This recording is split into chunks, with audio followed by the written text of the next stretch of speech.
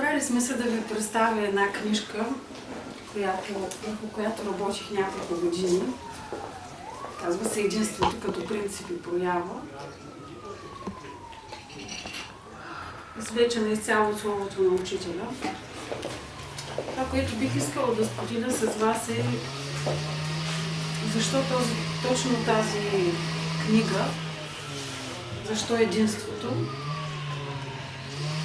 и защо като принцип и проява.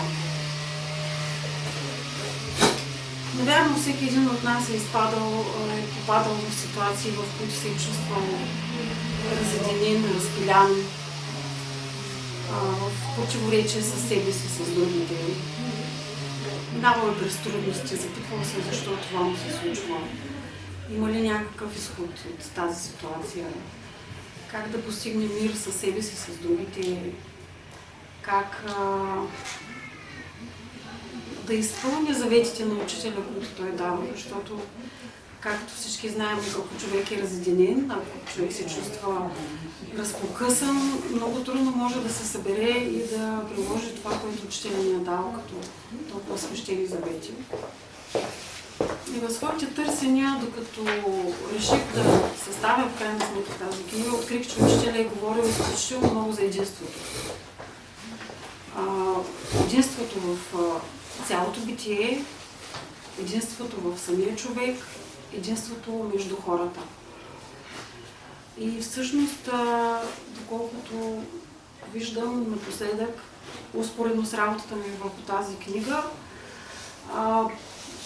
тъй да се каже въпросът придоби глобално естество. Междувременно се получаваха войни по света, знаете какви бяха събитията през последните години.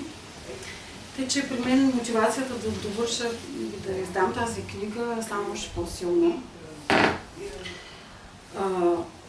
Докато работих върху нея, открих, че всъщност единството, даже дори може да се каже, че от цялото ми съзнателно занимаване с словото на учителя и с езотеричните неща, може да се каже, че откриваме единството в цялото битие като един принцип. Сега говоря първо за принцип. И същевременно този принцип има проява. Какво имам предвид, когато казвам принцип? Значи това е нещо, принципът е залегнал дълбоко в самото битие, божествен първообраз, божествен първоизвод.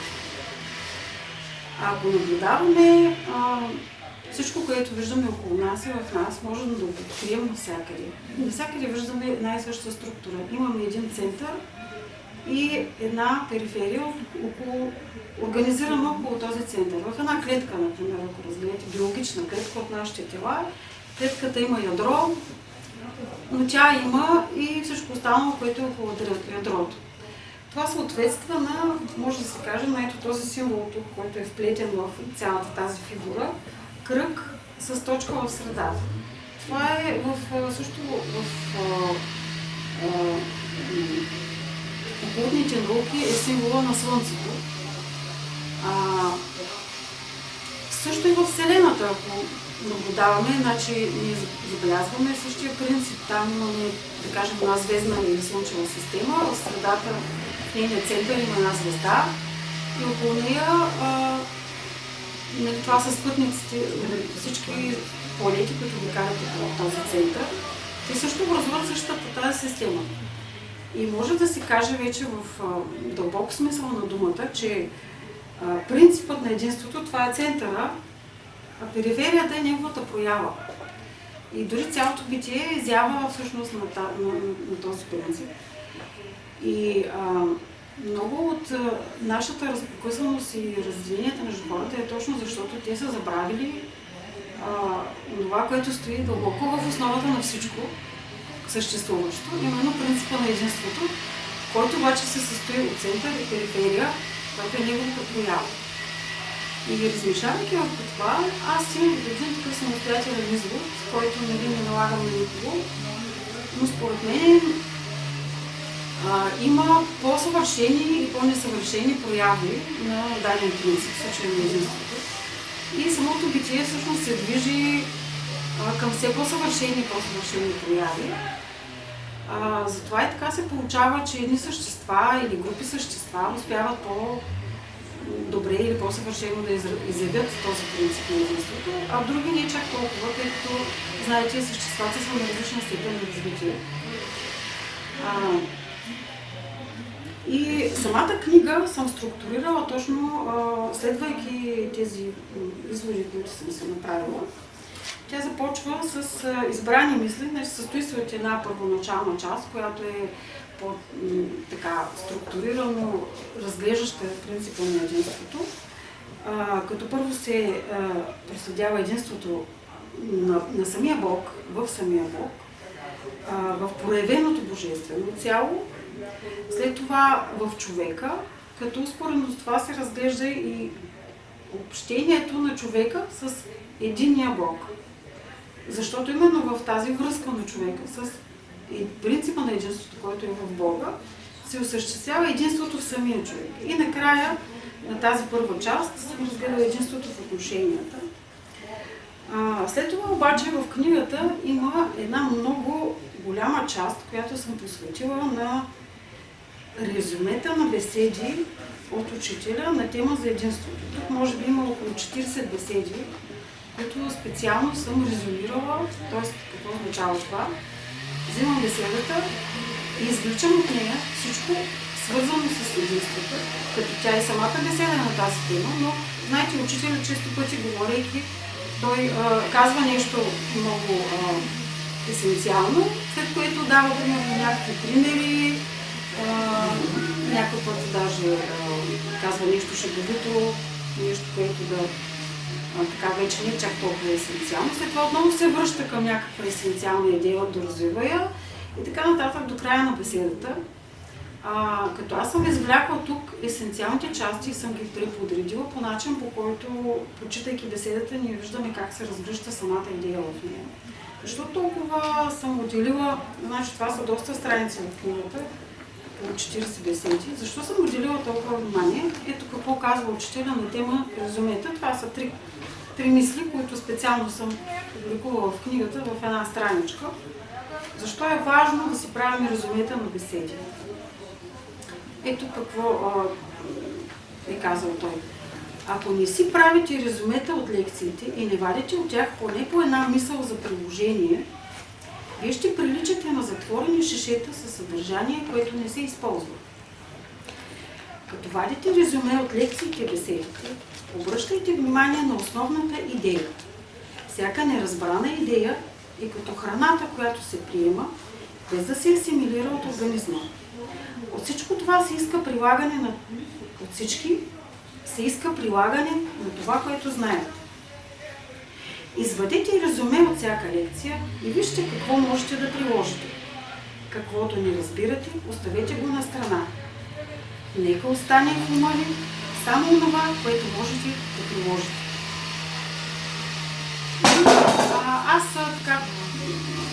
може ли някой да затвори вратата, тъй като става много шумно?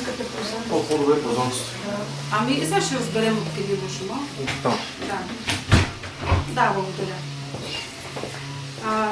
И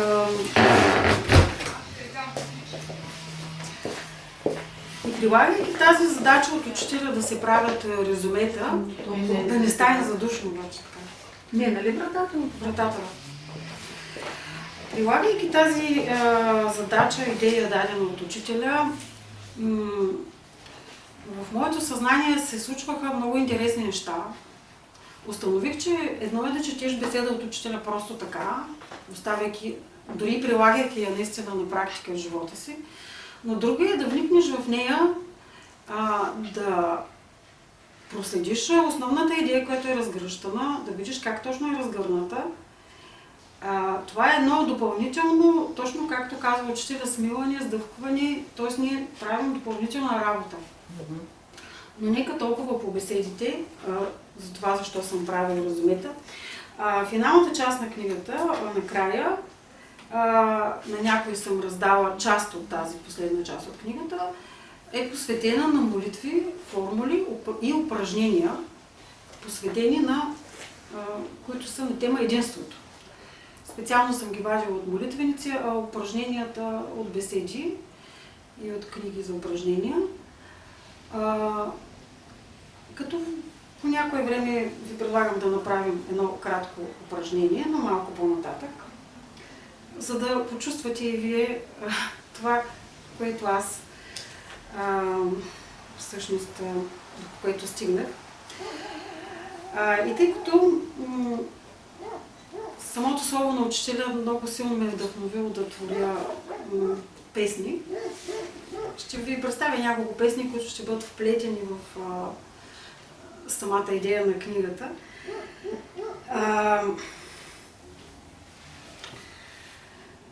Какво бих искала да добавя? Тук си имам бележки, защото не съм запомнила всичко. Върху какво е акцентирал, така ударил, поставил голямо ударение учителя. Той казва така: цялата жива природа, нейният език говорят за този, единния.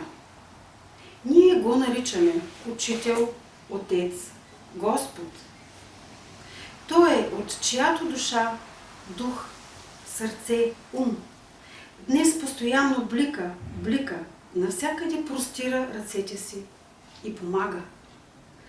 Любовта на единния е вечна и неизменна, единна и неделима. Когато се обърнем към този велик принцип Бог, Отец, Учител, Господ, ние се самоопределяме като ученици на този велик принцип, като негови чеда, но също и ученици, като ние му позволяваме да ни води. А ако ние се проникнем, изпълним от това усещане, че той е единния, той прониква всичко, ние му се предаваме изцяло. Мисля, че на това е посветен Псалом 23 от Библията. Той е Псалом Давидов. На мен ми се даде една мелодия по този псалом, която сега ще ви изпея заедно с псалма. С това уточнение, че учителя в една от беседите си казва, че е добре да се поправят част от думите в този псалом. Той казва така: време е вече да казвате не просто Господ е пастир мой, а Господ е учител мой. Да, и така го казва. И казва, не ще бъда в лишение, а кой ще ме заблуди. Да. И накрая казва, ние ще живея в дома Господен, ще се уча в училището Господне. Там виждам, че други са го забелязали. Да. Аз казвам училището Господне, защото така ми се навръзва с мелодията. Да, добре. Тъй като за мен така се получи през последните години, че доста се наложи да разсъждавам, мисля върху идеята за дом, тъй като нямах така дом да ми се даде дълго време, накрая ми беше даден. През това време осъзнах, че домът това е нашата душа. Душата всъщност това е ученика в човека. Тоест, те са, аз ги виждам като едно цяло. Дом, училище, това е, ние тук едновременно живеем и се учим се и живеем. Това трябва да бъде едно единно цяло. Хубаво е да не делим живота от ученето, защото тогава ние отново сме разделени. Трябва съзнанието ни да бъде единно цяло. Ние живеем за да се учим се да живеем. И сега специално тази ще бъде без съпровод. В нея ще вплета и стария новия текст.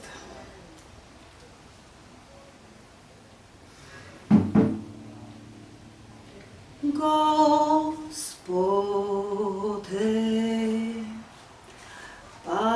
пастир мой,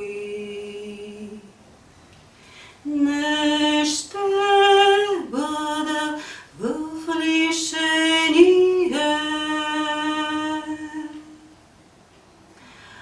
На зелени пасища ме упокоява, при тихи води ме води.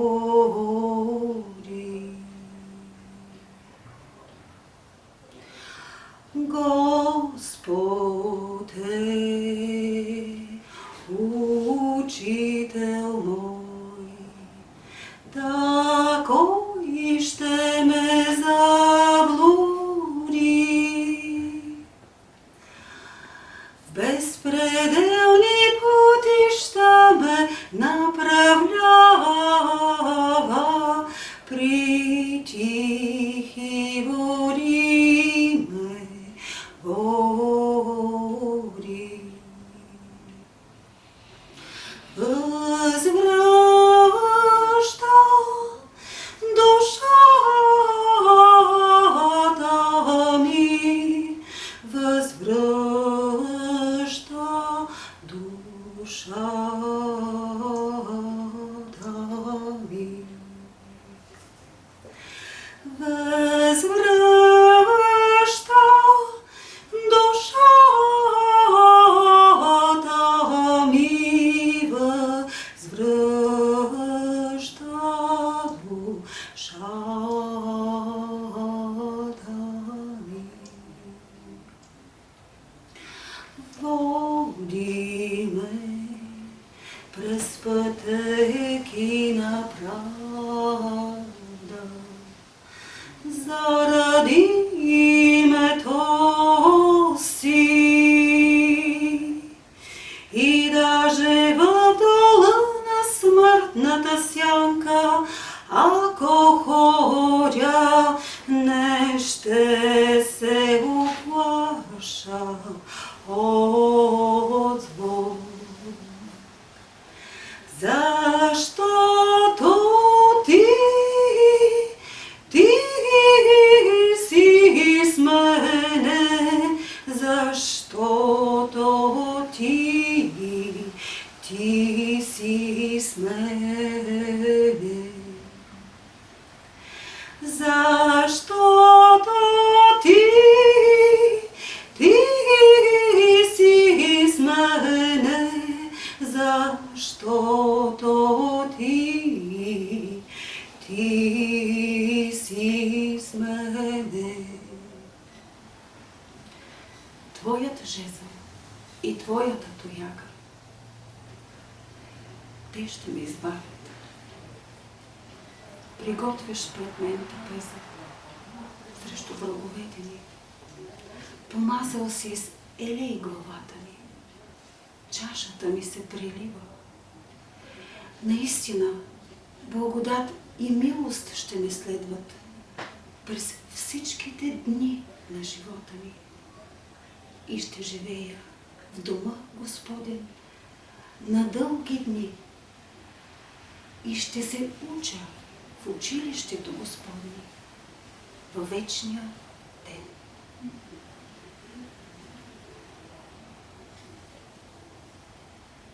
Амин.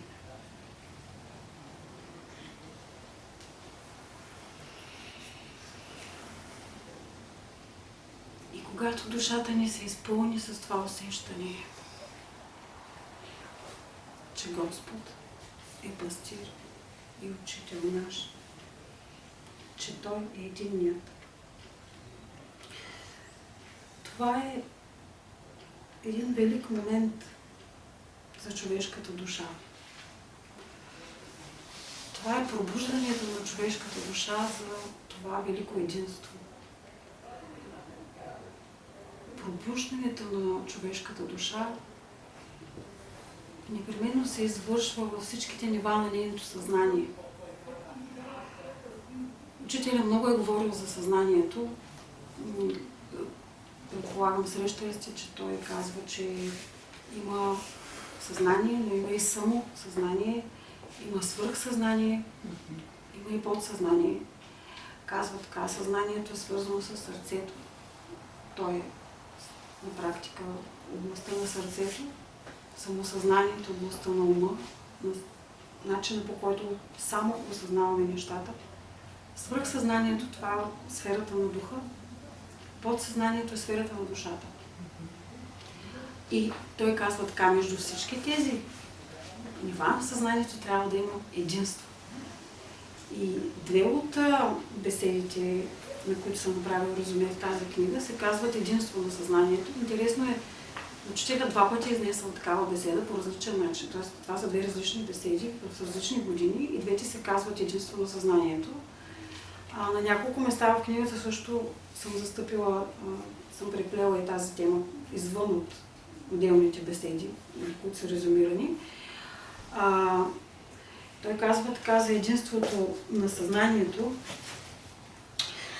Докато във вашето съзнание има единство, никакво страдание не може да има. И да дойде страданието, ще се справите много лесно с него. Щом се отклони съзнанието ви, страданията ви ще станат силни. Всякога можеш да победиш една мъчнотия, ако имаш единство в съзнанието.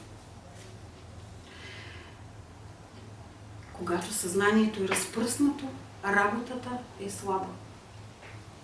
Такъв какъвто си, в Царството Божие не можеш да влезеш. Съзнанието на гениалния човек е концентрирано, затова работата му е интензивна. Той върши толкова работа за един ден, колкото обикновеният човек за една година. Пазете единство на съзнанието. И когато дойде този велик момент да се пробуди човешката душа за това велико божествено единство, в нея настава пролет. Защото пробуждането в природата и всички... те спряха вече. Да. Благодаря. В природата, когато всичко се пробужда, това е пролетта. И тук ще ви поздравя с още една песен. Тя се казва Пролет. Ще рискувам да си акомпанирам сама, тъй като не съм нито професионален певец, нито музикант.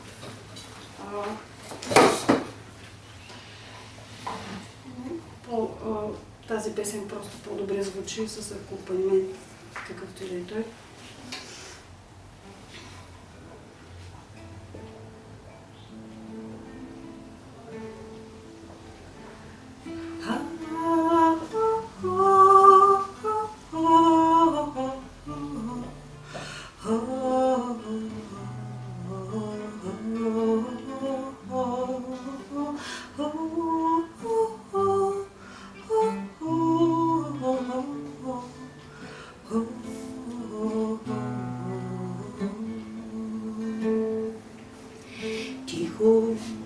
Тихо, сред полята се събужда дивна зора. Милва вятърът тревата и уханата гора. И запява в хор земята птици, ручи, цветя. И сърцето ми запява и посреща утринта.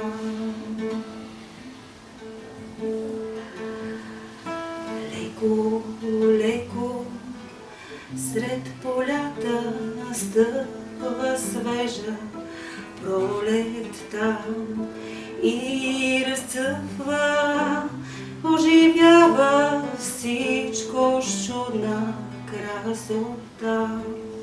И земята врето грява, мощно слънце тоя ден. И полита песента ми с устрем нов и вдъхновен.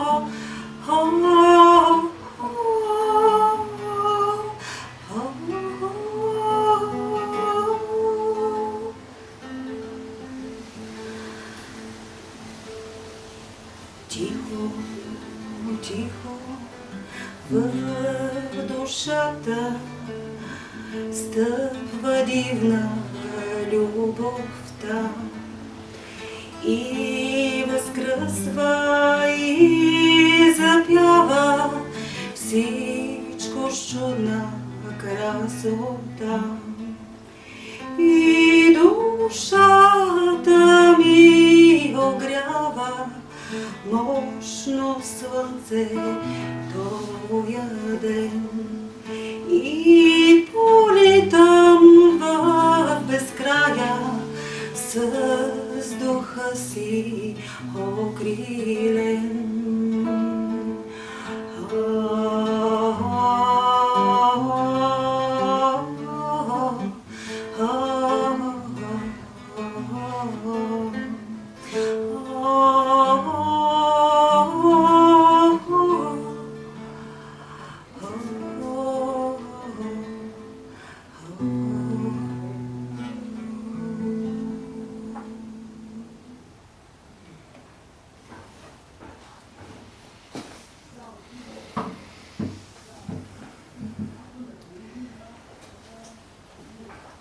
Когато четем Словото на Учителя,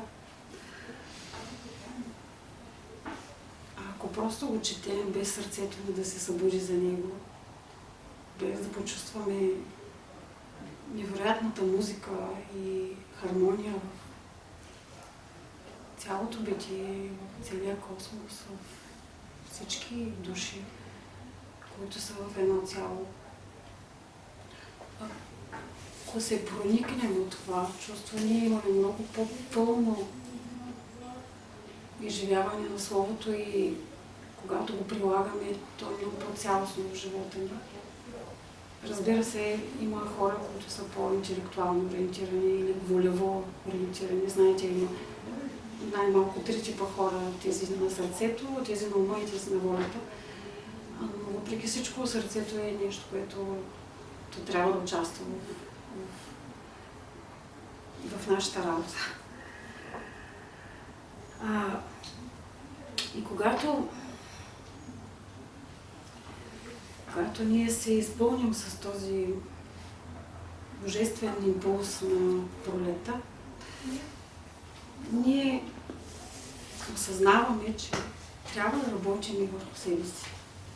Защо? Защото тук в нашата физическа реалност има един такъв израз, че живота не бил само песен. Може и така да се каже, но истинският живот е проникнат от песен и хармония. Той е нещо много повече от физическия живот. Но все пак на физически план, знаете, ние се сблъскваме с трудности, с изпитания, с моменти, в които нещо не успяваме да направим така, както усещаме, че е редно по едни висши закони. Моменти, в които може би се чувстваме слаби, може би губим това единство.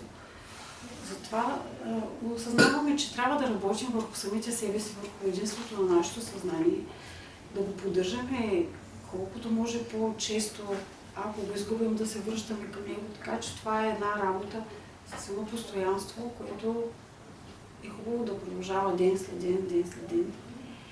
И докато в нас се укрепи този божествен принцип,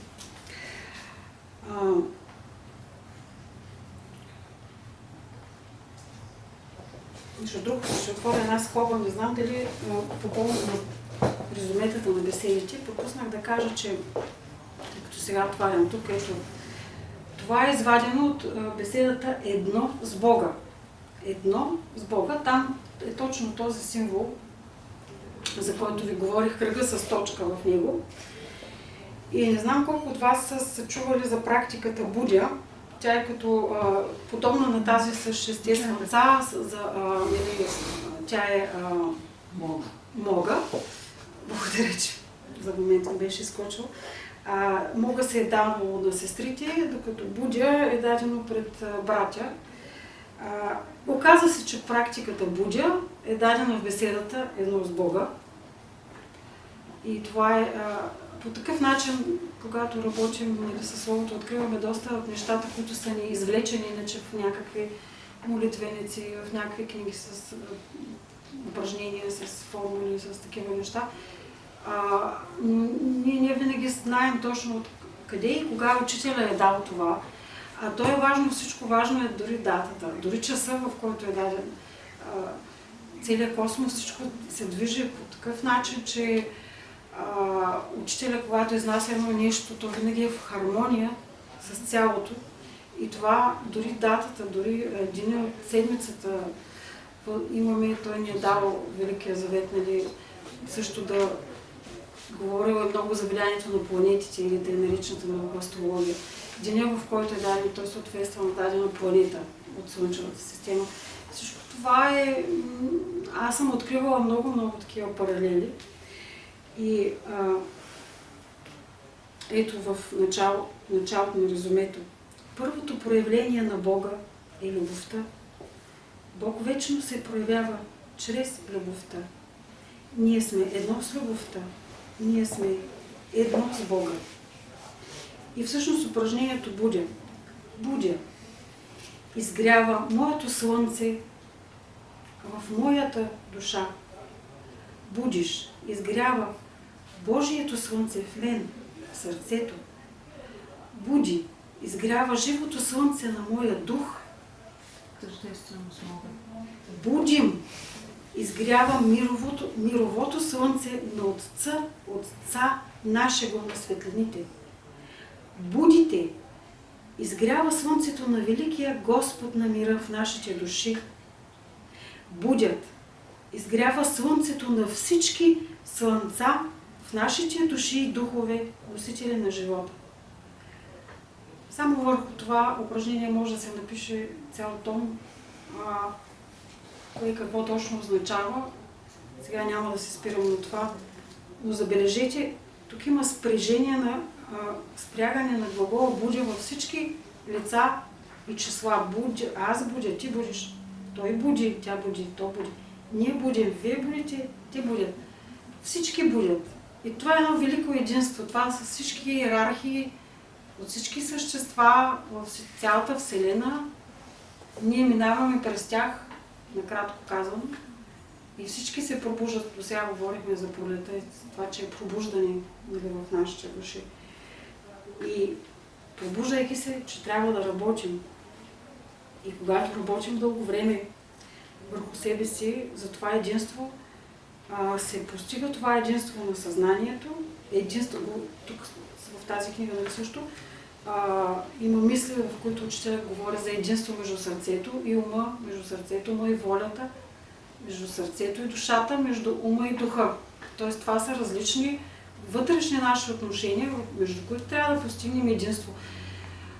Тук вече аз от мои собствени наблюдения, от моя опит, бих казала, че има хора, които са се развили и сърцето, и ума, дори и волята, но по някаква интересна причина между вътрешните им развити аспекти няма достатъчно комуникация и взаимност и не текат така силите, че примерно сърцето им да се сработва с ума по начин, по който нито ума да е пренебрегнат, нито сърцето да е пренебрегнато.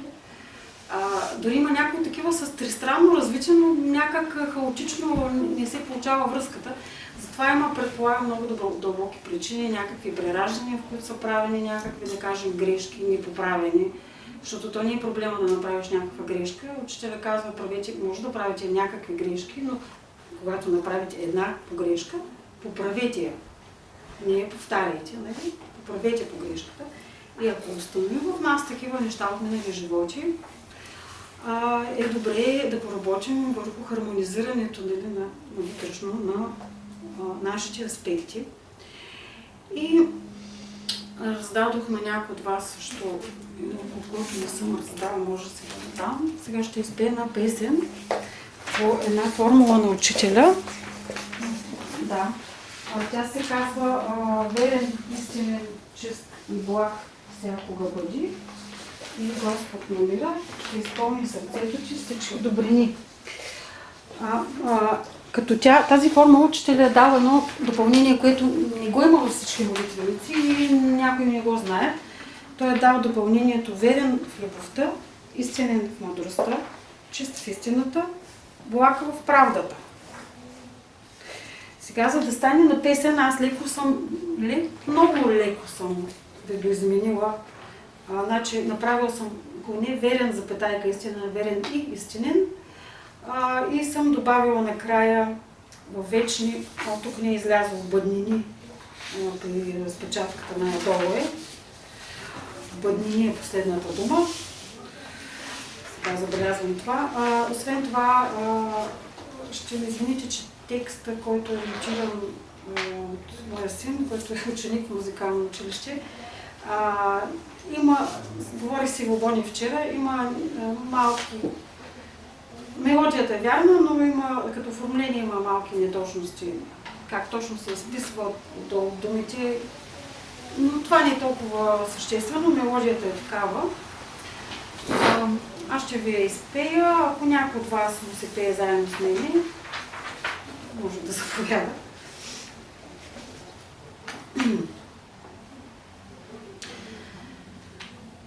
Верен и истинен, чист и благ, всякога ти бъди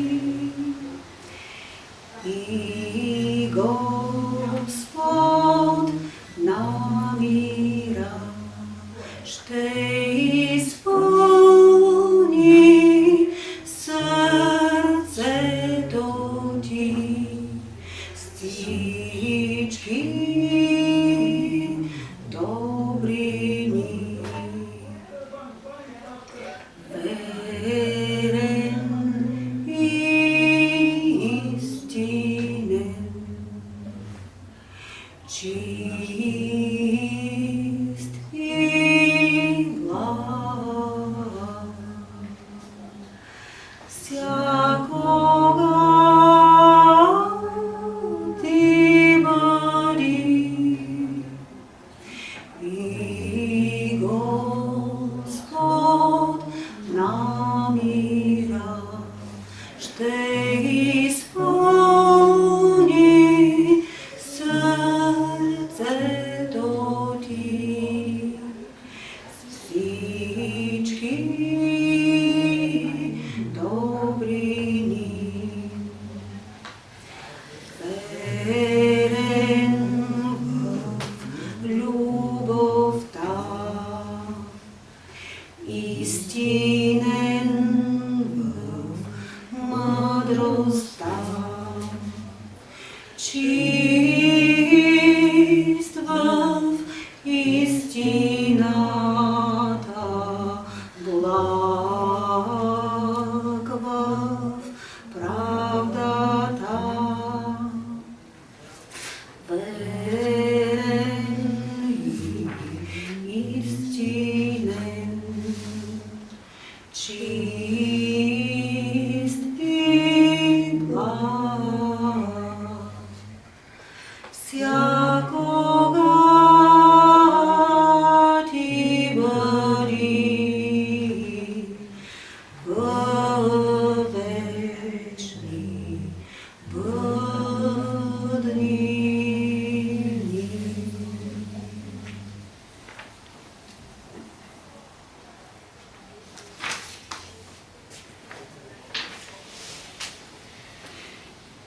И стигаме до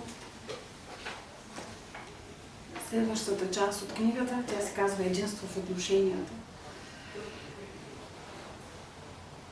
Хубаво нещо е с другите хора да имаме единство, но очевидно, ако нямаме самите ни единство в себе си, трудно може да постигнем единство и с другите. Или поне това аз наблюдавам в себе си. Тоест трябва да минем през всички тези неща, поне на едно необходимо за душата ни ниво, не казвам съвършено, за да можем Значи едно поне относително стабилно положение, при което да имаме някакво единство в себе си. И след това вече можем с другите души да търсим това единство, да го изработваме с определени души, с които особено имаме повече от чести отношения, тях по-интензивно се изработва това единство, което не винаги е изработено от предишни животи и сега се налага да се работи. И когато душите усетят, когато една душа има в себе си едно вече да е наистина верен и истинен по отношение на този принцип, единството, и усетия в другата душа, че тя се е самоопределила по този същия начин, между тези души има условия за едни по-разумни и хармонични отношения. Колкото до какво казва учителя, само Бог съединява хората. Само Той ги групира в едно. Духът е единството, което се проявява във всички хора. То е едно цяло, неделимо в себе си и във всички същества. Божествената любов трябва да ни свързва в едно цяло. Да работим за една велика идея за Бога. Пребъдвайте в Него, за да пребъдва и Той във вас. Още какво за взаимоотношенията между хората?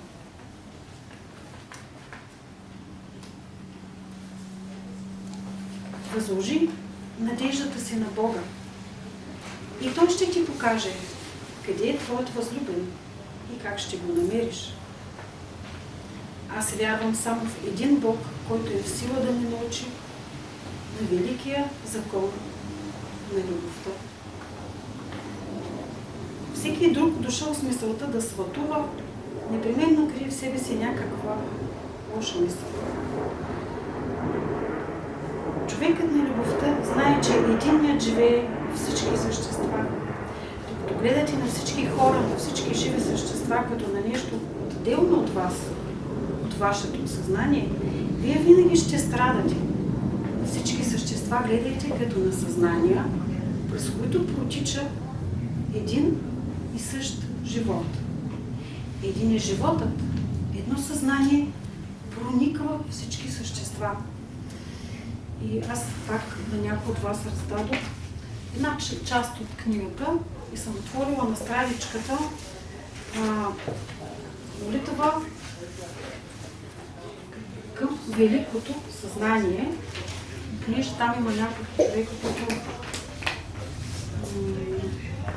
да видя, имам ли още от тези. Да. Раздам на вас. Сега да си кажем тази молитва към великото съзнание, тъй като тя е изключително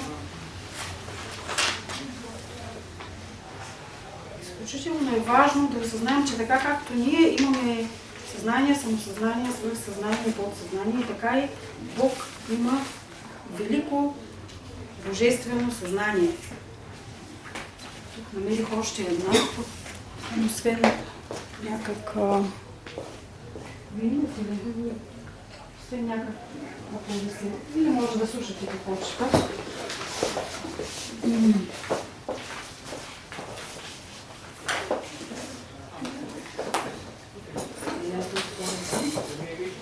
Молитва към великото съзнание.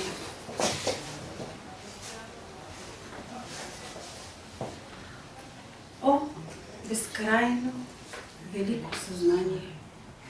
Моля те, позволи ми да се доближа до Тебе и да бъда тъй близко, безкрайно близко, за да се почувствам като единна част от битието и да се осъзнае като цяло, което е излязло от Тебе. Освободи ме от всяка неправа мисъл, чувство, желание, съмнение, критика и самоосъждане и нека бъда тъй смирен, както Ти си ме създал. Нека Те усещам тъй близко до себе си, като най-близък приятел, с когото да не се разделям никога. Да ми бъдеш светлина в ума и да те виждам в нея. Да ми бъдеш живот в сърцето и да те виждам, както виждам извън себе си. Да познавам само Твоите вечни закони в природата и в цялата Вселена. Твоята непреривна любов да ме свърже с Тебе за всички времена. Амин. И сега ще предлагам да направим заедно едно упражнение за около 5 минутки до 6-7. Аз ще ви го прочита. Заглавила съм го молитвено единение с всички чисти души. Когато сте нервни, направете следното упражнение. Седните на стол пред масата. Нямаме маси, но може да си използваме коленете. Седнете на стол пред масата, изправете тялото си добре и турете ръцете си на масата. Дръжте ръцете си в това положение около 10-15 минути. Ние ще ги направим малко по-10. Сега ще ви обясня какво трябва да правим през тези 10-15 минути. Чета от учителя. Концентрирате мисълта си. Първо към палците.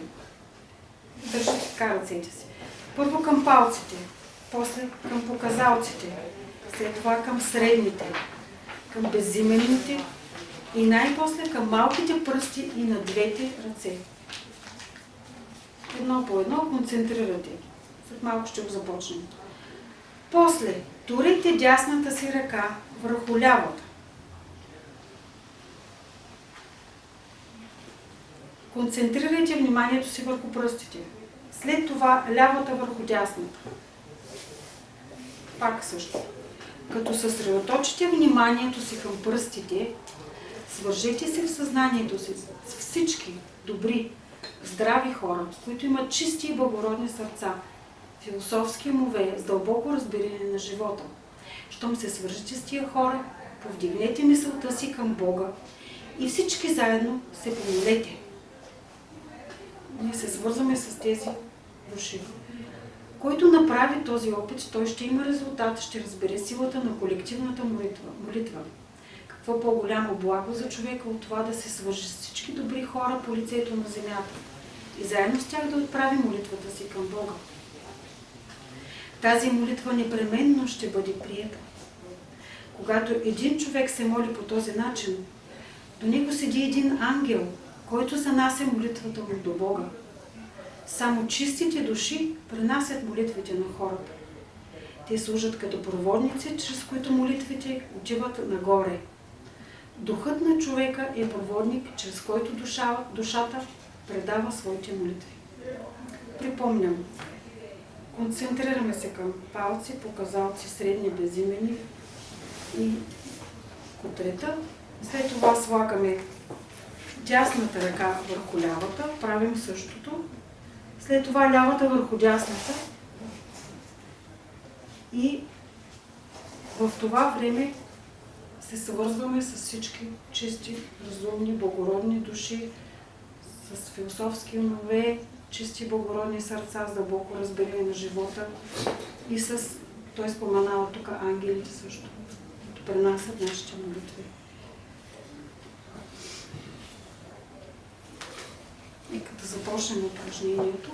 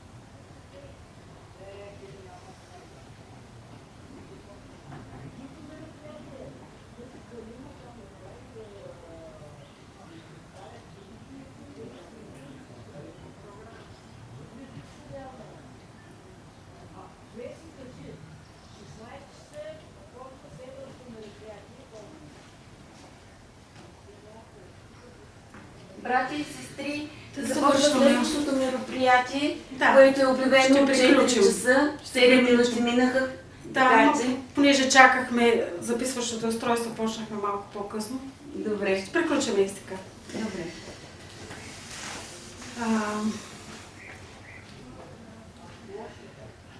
И в края на... Надявам се да прекъснаха ни така или иначе. Ние го направихме. Да, мисля, че всички усетихте за какво става въпрос.